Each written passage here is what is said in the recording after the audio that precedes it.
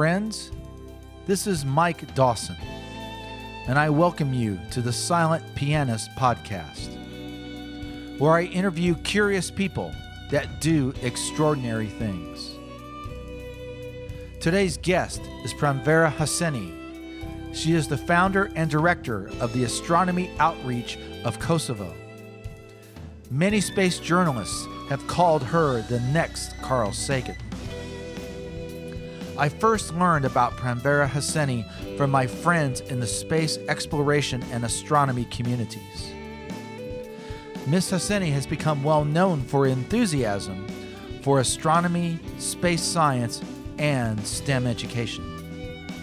Incredibly, she is only 21 years of age and is in her final year of undergraduate studies at the University of Pristina in Kosovo.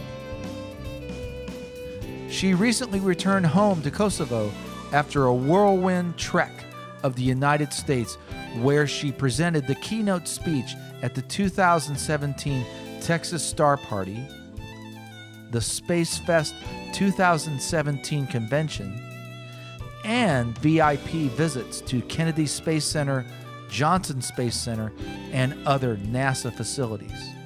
She also was able to visit educational institutions such as the Harvard-Smithsonian Center for Astrophysics and the LADD Observatory. I interviewed Pran via Zencastr at her home in Kosovo, November 22, 2017. However, before the interview begins, I want to listen again to the famous Carl Sagan Pale Blue Dot monologue.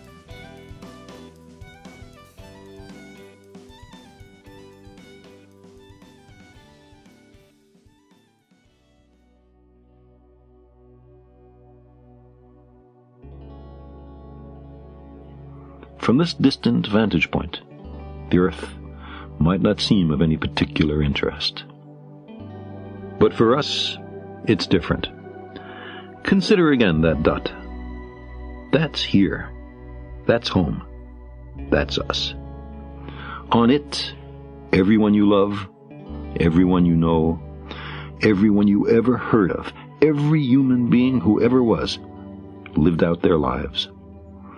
The aggregate of our joy and suffering, thousands of confident religions, ideologies, and economic doctrines, every hunter and forager, every hero and coward, every creator and destroyer of civilization, every king and peasant, every young couple in love, every mother and father, hopeful child, inventor and explorer, every teacher of morals, every corrupt politician, every superstar, every supreme leader, every saint and sinner in the history of our species lived there, on the mote of dust, suspended in a sunbeam. The Earth is a very small stage in a vast cosmic arena. Think of the rivers of blood spilled by all those generals and emperors, so that in glory and triumph they could become the momentary masters of a fraction of a dot. Think of the endless cruelties visited by the inhabitants of one corner of this pixel on the scarcely distinguishable inhabitants of some other corner. How frequent their misunderstandings, how eager they are to kill one another, how fervent their hatreds.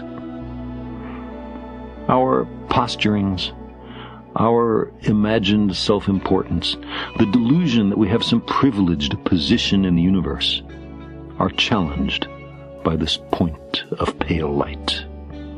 Our planet is a lonely speck in the great enveloping cosmic dark. In our obscurity, in all this vastness, there is no hint that help will come from elsewhere to save us from ourselves. The Earth is the only world known so far to harbor life. There is nowhere else, at least in the near future, to which our species could migrate. Visit? Yes. Settle? Not yet. Like it or not, for the moment, the Earth is where we make our stand. It has been said that astronomy is a humbling and character-building experience.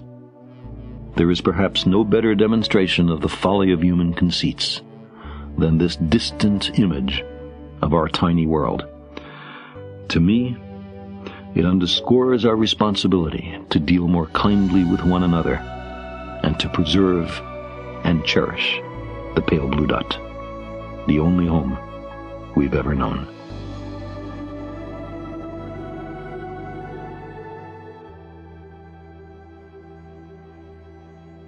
Pranvera Hyseni, thank you for joining me on the Silent Pianist podcast. Oh, yeah, sure. You know, it's so much fun to finally get to talk to you.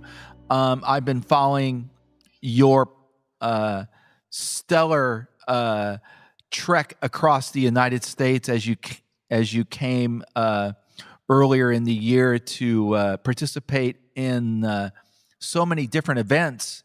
But many people will not know who you are except within the space enthusiast community and the astronomy amateur and professional world.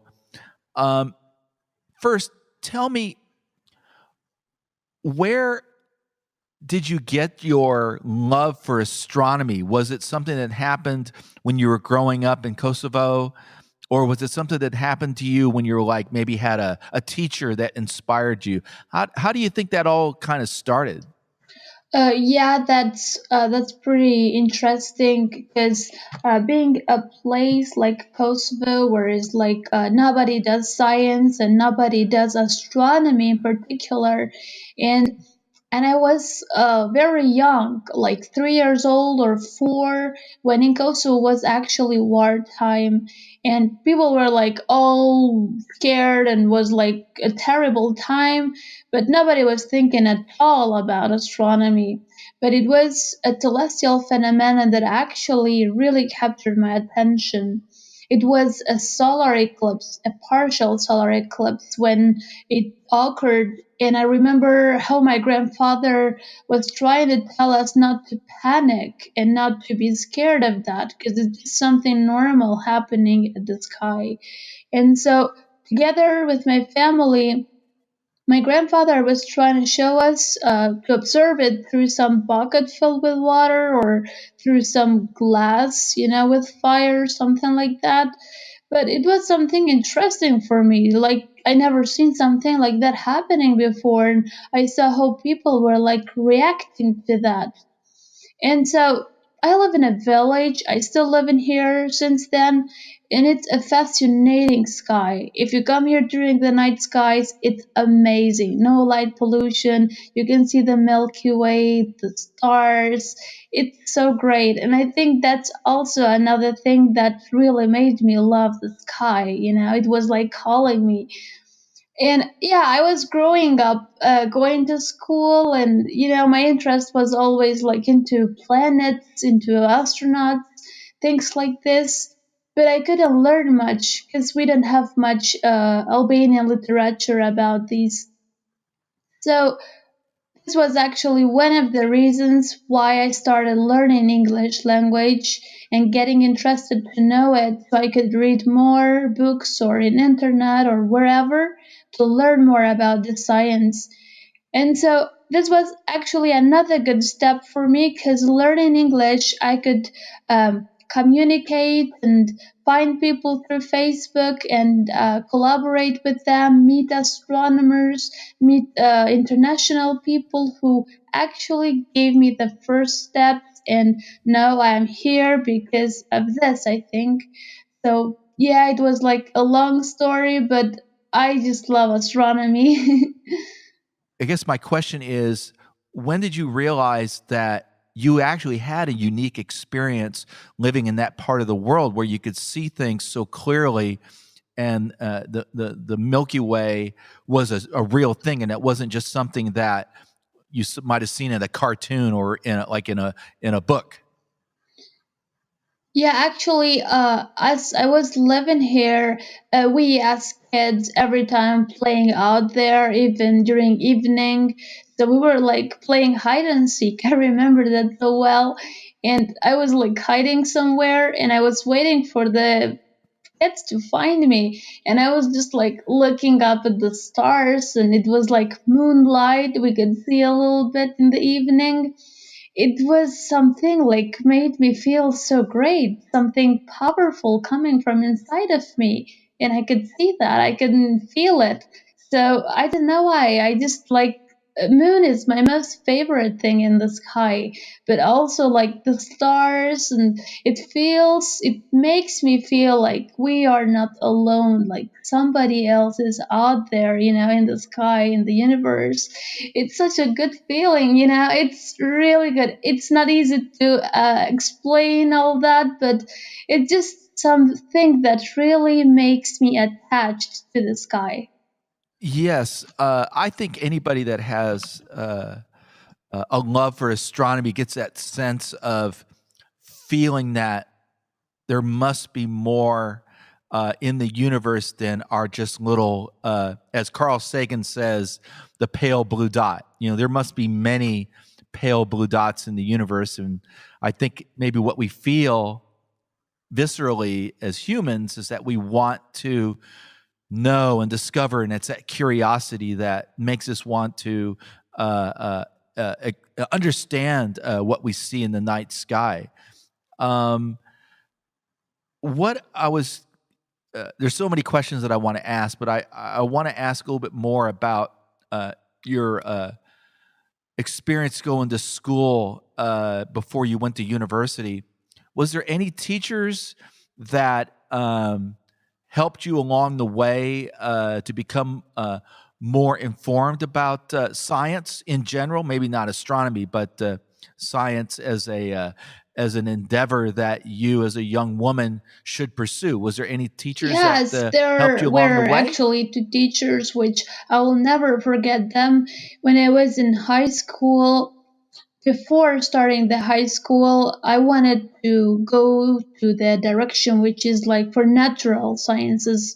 But when I went there to register in the high school, the number of students was full and there was like no more space left for me either to go to study like social sciences or go to a vocational school or something else. And I was very sad for that.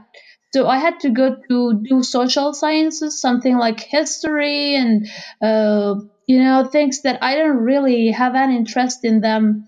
And I was doing that for 2 years in high school. But it was that time when I met an astronomer from the neighborhood country here, and he gifted me a telescope.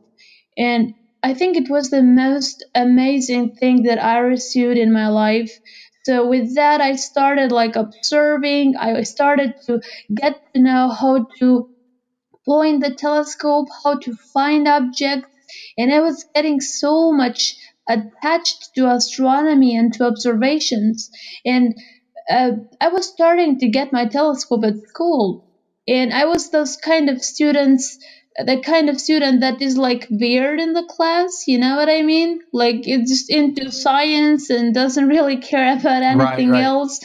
So uh, then I was participating in some events, and then from the other directions, from the natural sciences, there is the teacher who teaches astronomy to the other students, and she heard about me. And she was wondering, who's this girl who's doing astronomy? And she's not supposed to, actually. And so she decided to pass me to the other direction. So in the last year, I changed the program and I went to natural sciences, even though I was risking the final exam. But I really didn't care about it. I just wanted to go to that program and to have astronomy every day in school, because in gymnasiums they learn astronomy now. They have it as a subject, and she was very good because she was inspiring me. She knew how much I like astronomy, and she was making me understand that I should just get on with what I like. She was helping me, she was trying to activate me, to get me to science fairs, to get me to, get students together to observe. And she was really so great. Her name is Suleme Guguli, and she's still a teacher in my high school. But and still I, collaborate with her. Sometimes I go and visit her, and I get my equipments. I go to the high school where I was, and it's a very good relation I have with her. And I really want to thank her because it was somebody who just helped me a lot. Yeah, it's clearly a huge impact, and I think that we all have mentors that we still communicate as we move into a professional endeavor that might have started as simply a passion. When you were having this experience or these set of experiences with your a teacher, was it unusual to have a woman as a teacher at that high school, especially in the sciences? No, actually, here we have teachers who are females and do science. Of course, she doesn't have an astronomy background. She finished, physics. But in Kosovo, as we know, we don't have any astronomy department. So anybody who goes to study physics, it's able to, do astronomy in high schools, to be a teacher, in fact. So she did that, I'm sure. And it's not like something unusual. There are schools who we have teacher who teach, biology or physics or other sciences. It's something good, in fact, because before this wasn't, and now it's happening. It is. So we got to get equal. Do you think that the institutions, those government institutions that are part of the educational programs, are they coming along and really developing more of the STEM subjects? It's another thing that it's really bothering me a lot is astronomy in Kosovo in the schools. Basically, it's being more like a theory subject, something that they just learn in books and they do the exam and it's done, it's over. I see astronomy as something to do in practice, and schools here doesn't have equipments. Maybe some school has a small telescope, like a 3-inch telescope, but they never use it because it's something that you can observe during the night, and to go to the night, with the students, they maybe don't even know how to use it. It's something really bad. So that's why I'm trying to go as to many schools as I can. So with those equipments I have, I can actually get to these students and get to know them with the telescopes and how they work and how it is looking through them to the planets or the sun.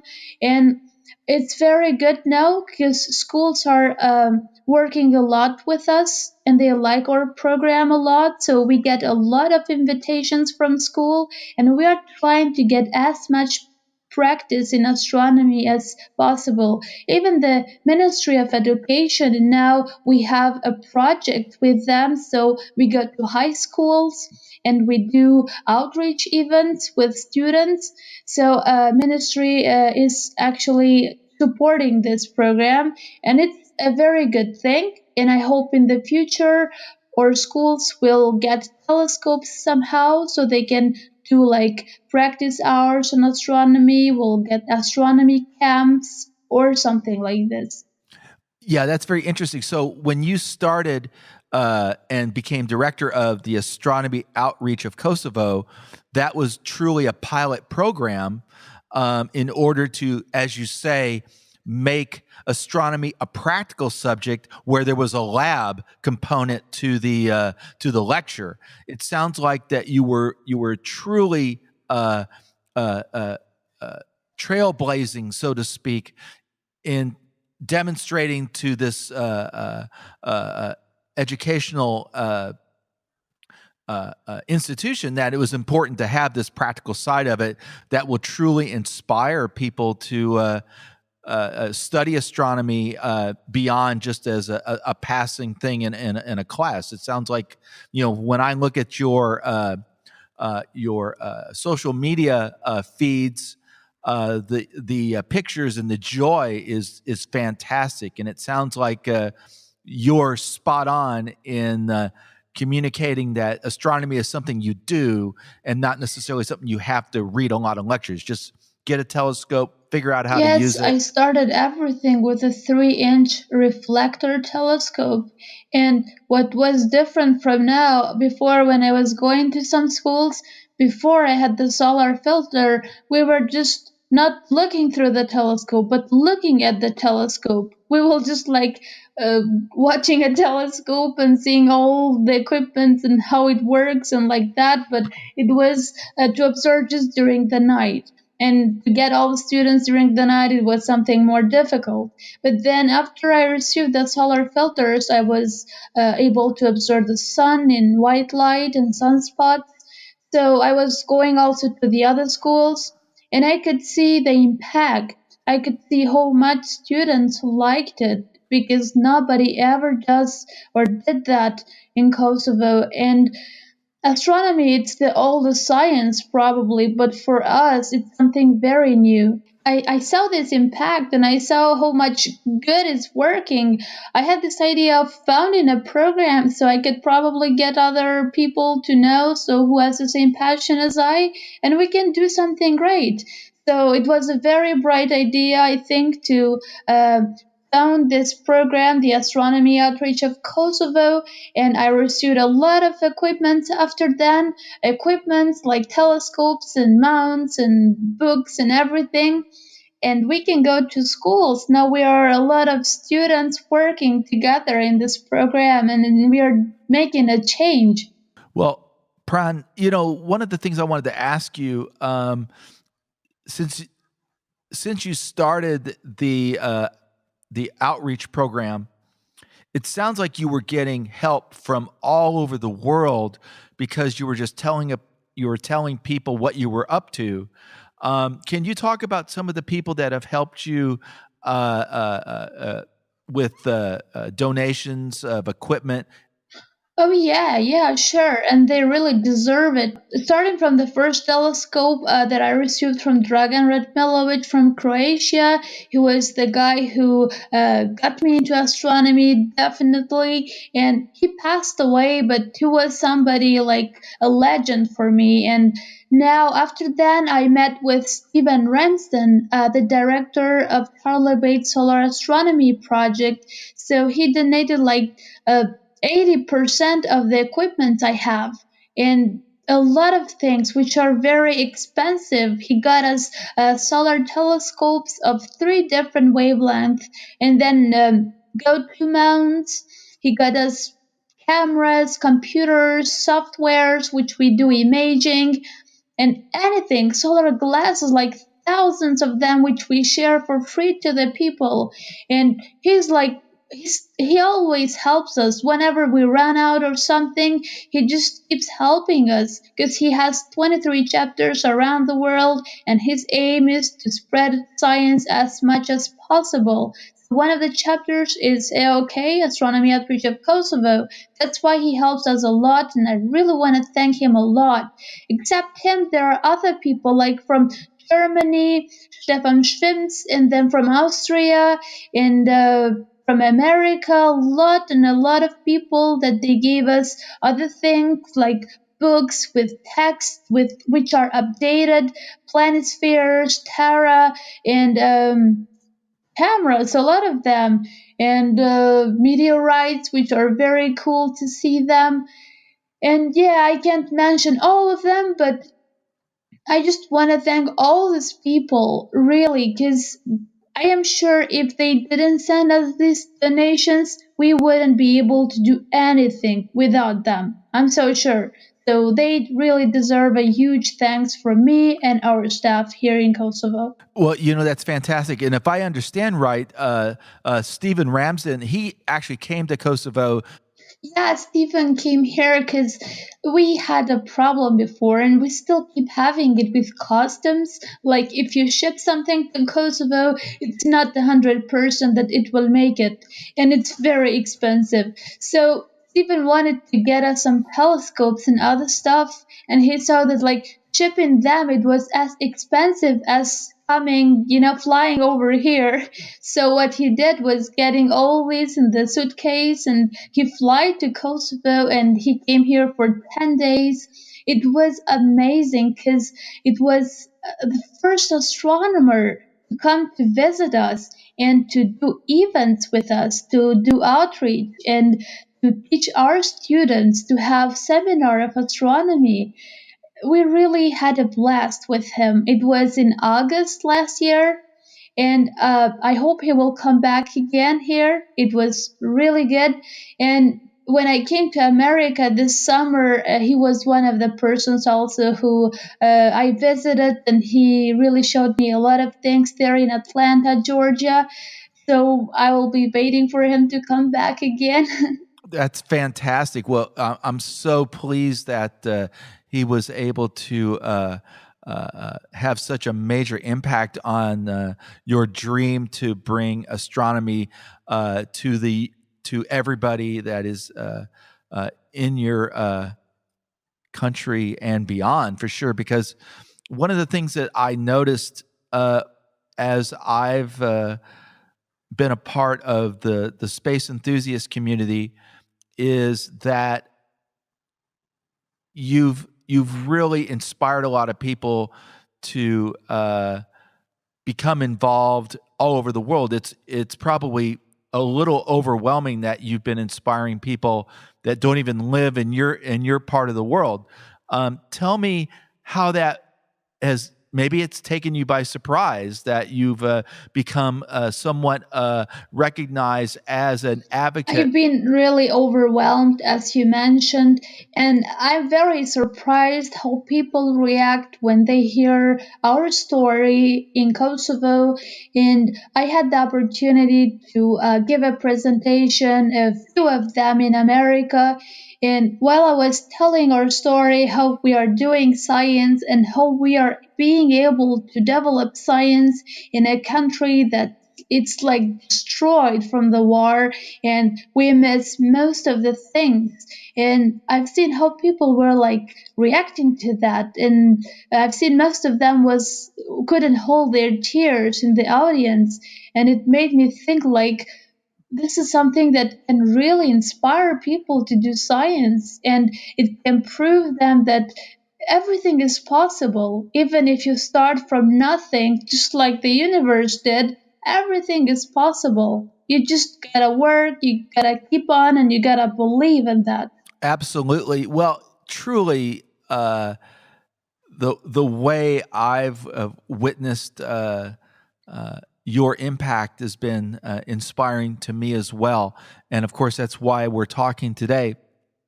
So, when you were out of high school and you decided to study at the college level, you didn't major in astronomy because there was no program. So you studied in geography. Tell me how you think astronomy and geography are related, or what you think geography has helped to make you a better. Well, unfortunately, we don't have those astronomy or astrophysics programs here.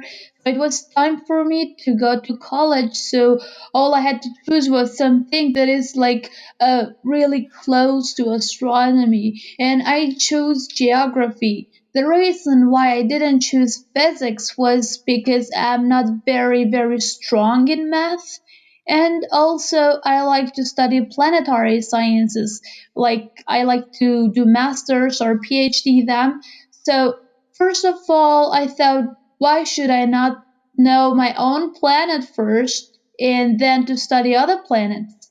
So that's why this was one of the reasons I choose to study geography. I am now very soon I will graduate from this program. It's bachelor, and I think or I hope to do my master's degree in America somewhere, maybe to the University of Arizona for planetary sciences. Or another thing that I like to study a lot is about asteroids, minor planets. Uh, so I hope I can do this, and after that, I could probably return back home and give my contribute and share that knowledge with other people here. And in the future, I hope we will get a department which will be like for those programs for the students who like to be scientists.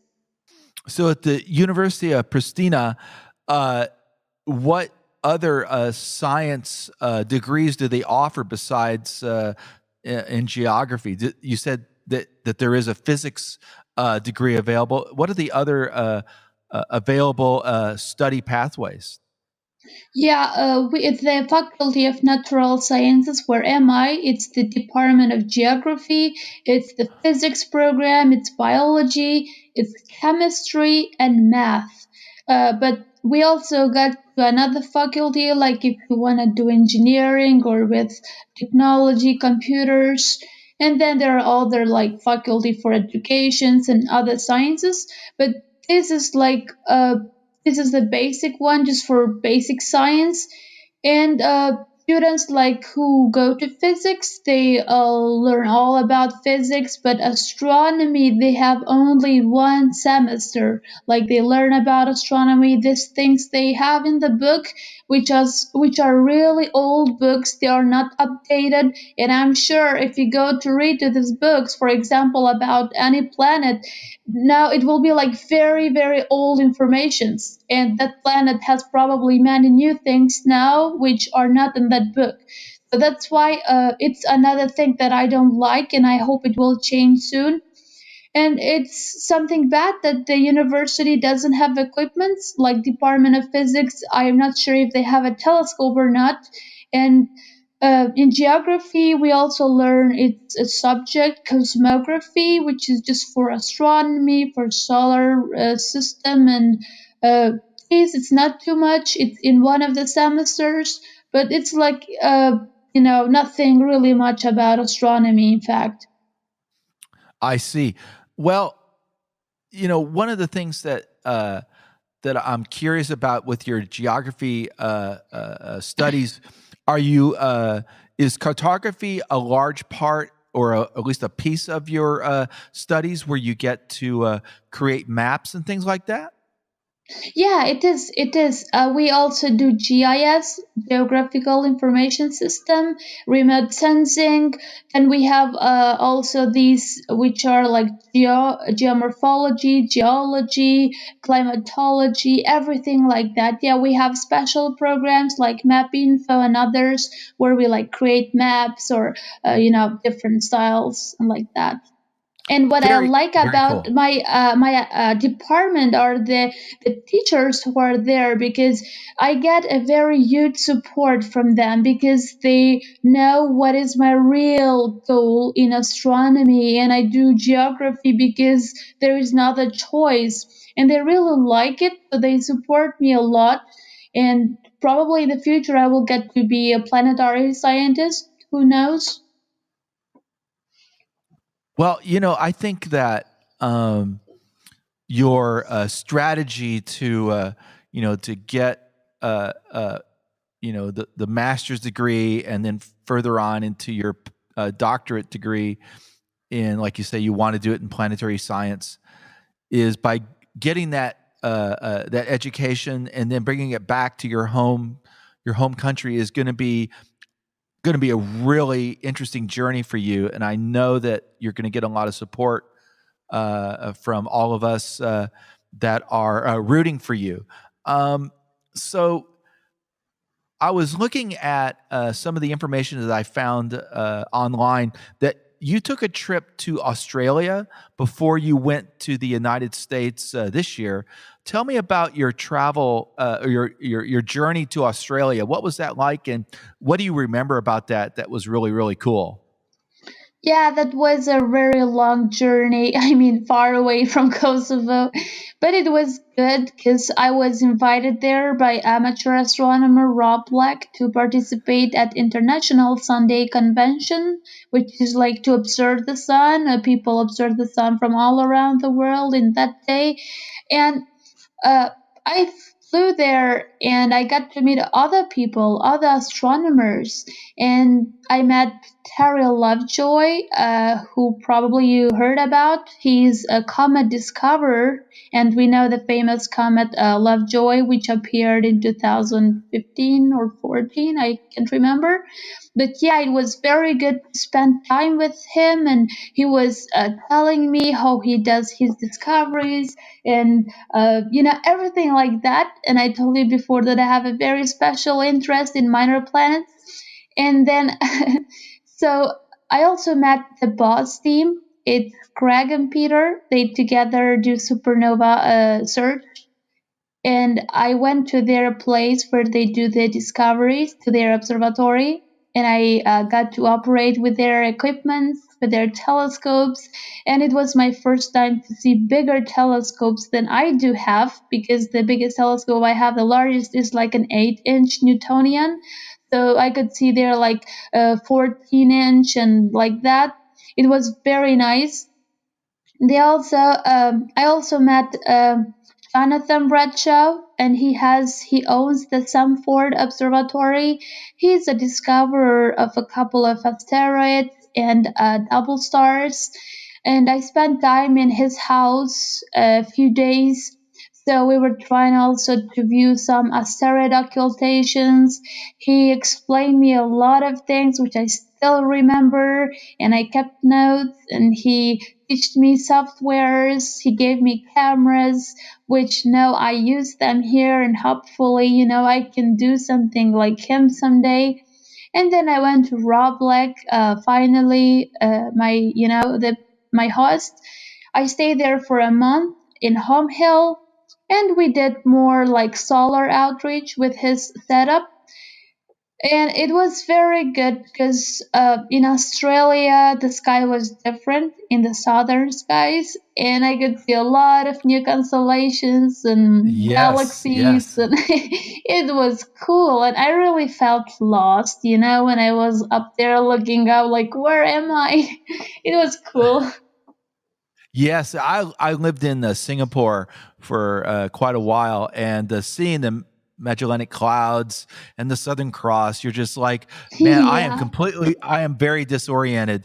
That's fantastic that you got to do that and spend so much time uh, and hang out with the kangaroos. That's fantastic. I always wonder if the kangaroos like astronomy. So, you know, the the thing that just strikes me as I'm talking to you is you love astronomy, but it sounds like that there was an inspiration by learning about the space program, whether it's NASA or ESA or the Russian program. Are there any special inspirations that you can think of when you consider the manned space program that sadly is not as active now as it was, like at least from when I was a kid? I witnessed the Apollo program, and I actually got to see Apollo 11 launch from Cape Kennedy when I was 7 years old. So you talk about something that impacted me forever. It was that. But can you think of missions or people that inspire you today in the manned space program? Yes, of course. Yeah, actually, when I was little, I didn't mention that, but I wanted to be an astronaut. I wanted to be a person to walk on another planet. And I don't know if I was yet in school or not, but I was thinking that NASA is a man that does discoveries. Just later on, Right. yeah, just later Yeah. on, I understood who NASA is. And then I like NASA a lot. I'm a big fan of space programs. Actually, Neil Armstrong is my hero, and I like Apollo program a lot. It's my most favorite space program. But I also have a very, good interest in these space missions about space shuttles, and I watch a lot of videos, and I like to meet with astronauts.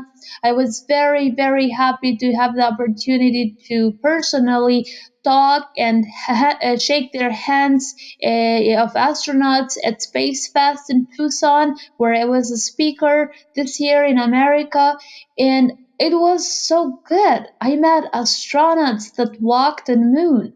It was something that really made me feel so good because I dreamed of that for so long, to meet these people who I just heard through TVs or books, but I never got to say hi to them or like that. And then I met 26 astronauts at SpaceFest.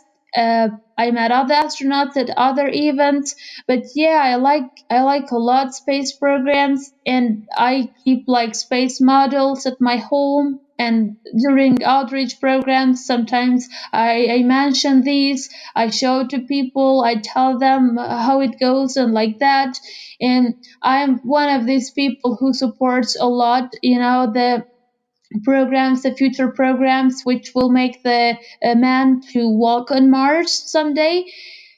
And that's why I want to inspire a lot of people in Kosovo, because probably even somebody from us here can be somebody who walks on Mars tomorrow, probably. You never know.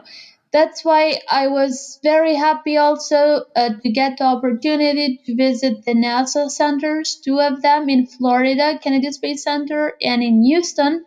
So at Kennedy Space Center, basically, I had a VIP tour at that center, so I get to those places who sometimes people are not allowed to. Like I get to get in top of the VIP building, and Nice. yeah, I get to see the pads from close, and it was so good to see those spacecrafts who flew to the space and came back again. I saw Atlantis.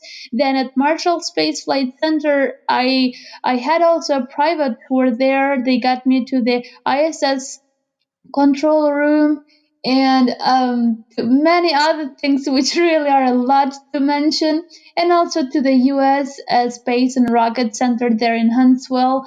And I hope next year to be able to do space camp for 4 days for adults. Not sure about that, but yeah, I love really space programs, and this is another thing that inspires me. And yeah, that's it. Oh yeah, absolutely. Well, you and I could talk about our love for the moon and the Apollo missions, especially.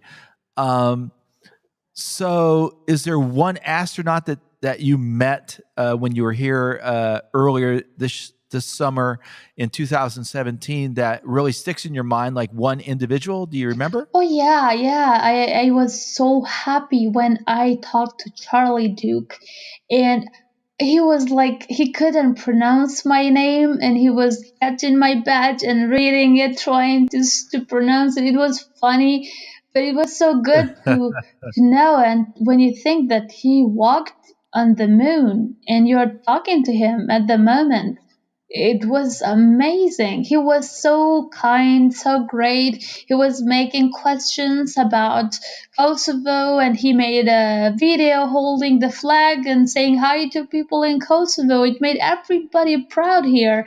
And then I got to meet Dick Gordon, and he was also very good. And he actually was trying to check his schedule because he knew that I'm a speaker tomorrow morning there, and he was trying to make it to my speech. And I was very happy when he asked me if I want an autograph from him for free. And it was like, wow, he was gifting me an autograph.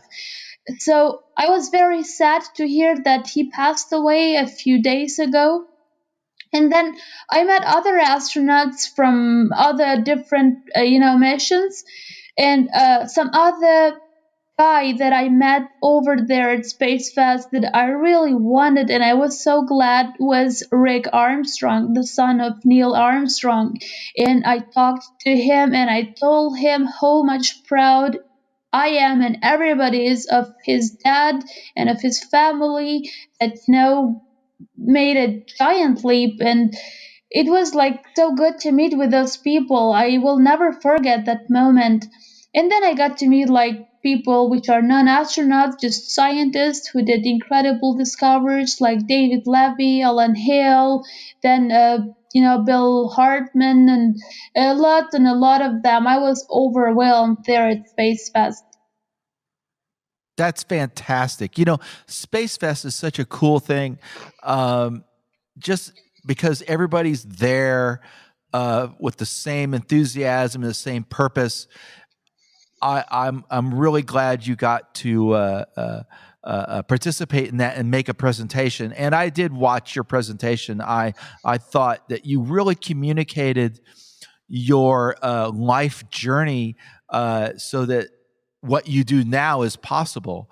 I was very, very pleased to find that video online, and everybody should go take a look at that video, and you'll be able to see that in the show notes below the video link. Pranvera, one of the things I wanted to ask you, when you were in the United States and you toured some of the star parties, do you remember, if I remember right, you went to Flagstaff, right? Did you go to the Lowell Observatory? Yes, I was there, and also at the meteorite crater nearby.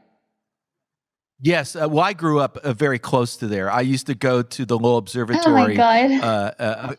Yeah, it was crazy cool. I mean, because that is, that's a piece of history. You were talking about Neil Armstrong and seeing the Percival Lowell's the actual telescope that he looked through, and discovered things and thought he saw canals, and it's so interesting to realize that it was there, and be able to see that. It's almost like witnessing or looking at the Santa Maria when Columbus. Of course, we know he didn't really discover America, but at least he took a ship. But it's the same kind of feeling. So one of the things before we wrap up here, it's almost at 47 minutes. But one of the things I did want to ask you about, when you were in the United States, did you get a chance to go to the Harvard-Smithsonian Center? Did you get to visit there and make a presentation? Did that happen? Yes, it happened, and I was very fortunate to get invited there by a professor, Jonathan McDowell. As we know, Harvard is one of the best institutions of the world, and I was so much honored to be invited there to speak at their center. So I was there with my friend Tracy Karimprel, who was one of my hosts while staying in Rhode Island. So we went there. And before starting my presentation, I had a private tour of the center from that professor. So he showed me a lot of departments. He showed me the old plates that they took, like I cannot say that in English. I'm sorry, but I hope you know what I'm talking about. And then they also showed me the observatory in the roof and all they have there. And I also got to meet with some other professors who does different, programs like for exoplanets, for Minor Planet Center, and different ones. Then I went to do my presentations. There was students who do summer programs and some professors who came to, who attended my lecture, and also some friends who they knew me and they heard about my speech, so they just came over to hear, to attend it. And it was so good to share the story with them and to tell how we do here and, about our achievements and everything like that. So it was very nice to get support from them, They told me about all the programs they have. They told me the opportunities of me and other students from Kosovo to do studies there at Harvard, and it was good to get to know with them. That's fantastic.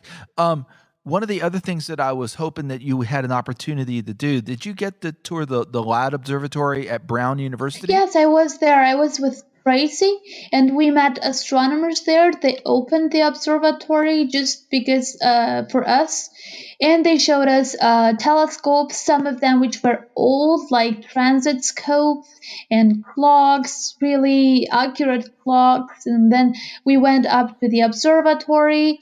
We saw that telescope, which was really old, but it works fine, and the mount that telescope has, it's like a clock, it works like that. So you have to set it instead of being like go to mount with electronically. It's like old thing, but it works pretty cool. And we opened the roof, and I got to operate the telescope, and we didn't observe anything, but it was so great to see how it works and how you should look through that, how you should move it, and it was really cool. That's fantastic that you got to actually operate such a piece of astronomical history, for sure. Well, I could ask you about your whole journey through the United States, but I guess what I'd like to ask, I got a couple final questions. So when are you graduating with your geography degree? Is that going to be next year in 2018? Actually, I got a few more exams left, and that depends if I finish the exams quickly or not. And we have like special period of time where we can do our exams. Like I have an exam now on December, and another one or a few more like on January, and then on April. But I am thinking to come back again to America in April and stay longer than I did last year, longer than 4 months, which means that it will be delayed pretty much for my graduation. But I got this opportunity to come there, and I don't really want to miss it. So absolutely, I don't blame you. I think you should totally go for it, and you got to keep us posted so that we can hang out and sure. do even more fun things while you're here. But that just depends how much how quick I will finish my exams or how long it will take for them, and then I graduate, and then I'm free from that, and I can continue my other studies anywhere in the world. Right, exactly, and I'm sure there's going to be opportunities coming forth soon as you get closer to your goals of graduating. So I hear that there's an asteroid named after you. Can you tell me what happened there, and who in the world was the person responsible for that? Yeah, it was quite a surprise, to be honest, because when I was at Texas Star Party, I met with astronomer Richard Hill, and he's one of the guys who discovers a lot of asteroids and comets, and he works at Catalina Sky Survey in Arizona, in Tucson. So this guy saw how much I was interested in astronomy and like that, and Robert Travis was the guy who invited me at Texas Star Party, so they together discussed about naming an asteroid after me, but they didn't tell me that. They just nominated me, and they were waiting if it's gonna happen or not. And then I guess after 6 months, it happened. The Minor Planet Center at Harvard-Smithsonian Center for Astrophysics approved for this asteroid, which was discovered in 2000 from Catalina Sky Survey, to be named after me. And then when I woke up in one of the mornings, I was receiving a lot of messages on Messenger from people saying congratulations and like that, and I was totally lost. I didn't know what's going on, and I was like, what is going on? And then He showed me the link that the asteroid was named after me, and I said, "Hell yeah!" It was. Oh, that's Yeah, awesome. it was so cool, and I felt so much, much more closer to space than ever. And then I shared the news on Facebook with everybody, and this news became so big. So everybody here in Kosovo was talking about it on TV, newspapers, blogs, and all that. Also, at the neighborhood countries in Albania and Macedonia, they were talking in news about this because I am sure that it was the first Albanian name, so celestial object was named after. And then a few days ago, actually, me and two other members from my team were invited to go to the neighborhood country. We traveled there just to be on a TV show. So they invited us to talk about activities and about the asteroid mainly. So it has made us all proud, not just me or my family, but everybody else who heard about this. And I really want to thank Rick and Robert a lot for doing this. That's just so crazy. So I mean, so the floodgates just happened. You were being interviewed on the radio, on television. So it's like I guess it was an opportunity to talk more about your Astronomy Outreach of Kosovo organization and to bring into more of the mainstream how important science education is. And how much is needed, and how many more resources are required to have a world-class educational experiences for all of the young students in your country and beyond. So, I guess my final question is: do you think that science is making strides, or is some of the problems that we see in the world that is suppressing science and curiosity and critical thinking? Are you optimistic, I guess, is what I'm asking, or are you fearful for the future? What are your thoughts on that? Yeah, are you hopeful for the future for science education, or are you kind of fearful because of all the problems in the world? I mean, here in the United States, we have so many people that are in positions of power that are climate deniers, for example, or they don't want to support STEM subjects in universities and high school. Are you optimistic? Well, I really hope for the future a lot, and I'm hopeful for that. So we always gotta try, even though it's difficult. We have to try, and we have to hope that it will be better. Because if you give up, that means that you already lost. But if you try, that maybe you can win.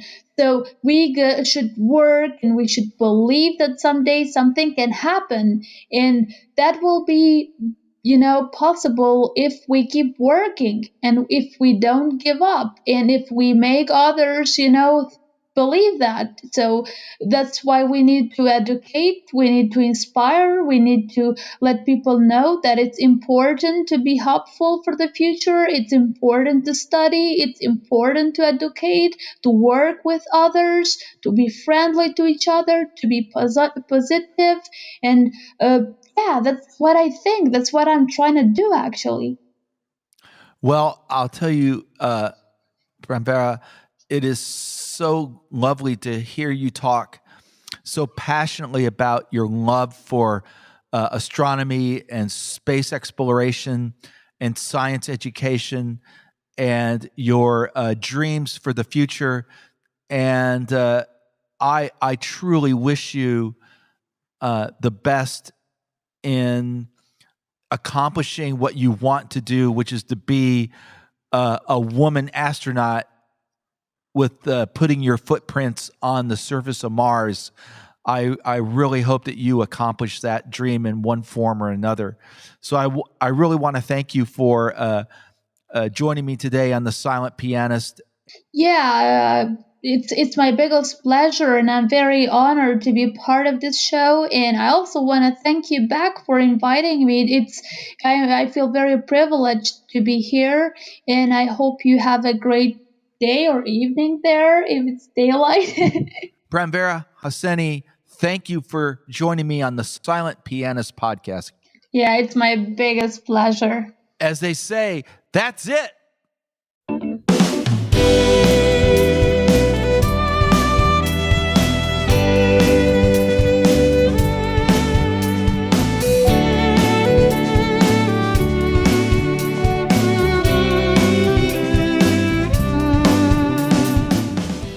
What an impressive young scientist. Pranvera Hyseni is truly remarkable. She is an extraordinary advocate for education. Her enthusiasm is genuine, and it was an honor to have her as a guest on the Silent Pianist podcast. Pranvera is the founder and director of the Astronomy Outreach of Kosovo. Be sure to visit her at Facebook and via the Charlie Bates Solar Astronomy website, solarastronomy.org. Be sure to tell Director Ramsden you want to support Pranvera's project. My name is Mike Dawson, and I am the Silent Pianist. You can find me at my band's website, roarelectra.com, or at my Twitter, at Mike Dawson Music. And you can find the Silent Pianist podcast anywhere podcasts are found. Goodbye, old friends. I am the Silent Pianist. See you next time.